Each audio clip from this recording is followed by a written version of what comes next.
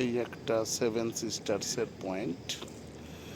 এটা সামনে থেকে একদম হবে, ঠিক আছে। এখানেও যে পেছনের হোটেলটা দেখছেন, এই হোটেলটা হচ্ছে সব থেকে কস্টলি হোটেল এখানকার।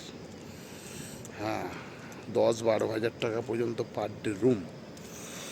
হ্যাঁ, এবার পয়েন্টটা দেখুন, সামনে থেকে সেভেন সিস্টার।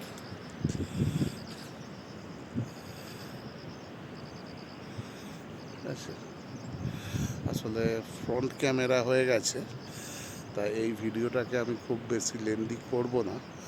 ব্যাক ক্যামেরা দিয়ে এই ভিডিওটা ভালো আসবে, ঠিক আছে। আর এখানকার বেশিরভাগ লোকজন